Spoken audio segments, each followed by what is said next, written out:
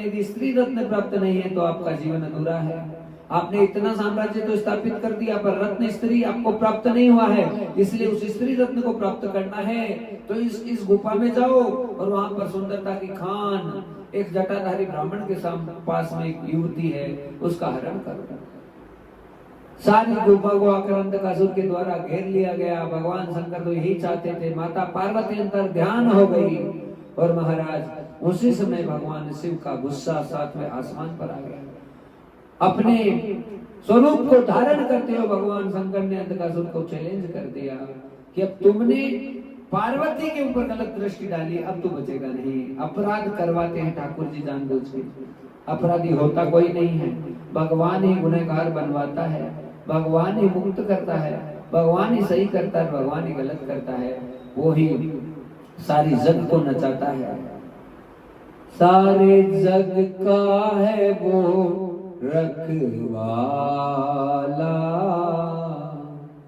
हाँ हाँ मेरा भोला है जग से निराला। पूरे जग का रखवाला भगवान शंकर महाराज। आज समझ में नहीं आई स्थिति और क्या लीला होने लगी है भक्तजनों कि यहाँ पर भगवान शंकर ने चैलेंज कर दिया, रे दुष्ट अब तो बचेगा नहीं, अपनी संपूर्ण सेना को लेकर आ जा। और महाराज अंधकासुर संपूर्ण सेना के साथ में भगवान शिव से युद्ध करने के लिए आया। सारे दैत्य खड़े हो गए, एक साइड में देवता एक साइड में दैत्य। अब महाराज अंधक की शक्ति का कोई पार नहीं है, समस्त देवताओं को चूर चूर करने लगा देखते देखते अपने बाणों के द्वारा। और भयंकर सेना अंधकासुर की इतनी शक्ति और सामर्थ्यता है कि अपनी रक्त की एक बूंद गिराए तो हजार हजार अंधकासुर प्रकट हो जाए महाराज। अब तो भगवान शंकर सोचने लगे इस राक्षस का वध करें तो कैसे करें। और शुक्राचार्य जी वहां लग गए, जितने भी दैत्य मर रहे हैं उन्हें संजीवनी विद्या का प्रयोग करके पुनः उठा रहे हैं, पुनः उन्हें जीवित कर रहे हैं। अब करें तो क्या करें, दैत्यों की शक्तियां बढ़ती जा रही है, देवताओं की सारी शक्ति क्षीण हो रही है।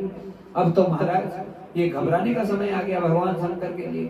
और पता चला देवताओं के द्वारा कि जो शुक्राचार्य जी वो ऐसा सारा कार्य कर रहे हैं। भगवान शंकर ने जटा में से बाल निकाल कर एक कृत्य को प्रकट कर दिया और कहा शुक्राचार्य को पकड़ कर लाओ। शुक्राचार्य को पकड़ लिया गया, हाँ, कृत्य के द्वारा।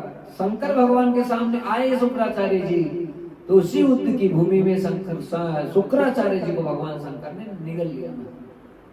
शुक्राचार्य जी अंदर चले गए भगवान शिव के, और अब दैत्यों की सारी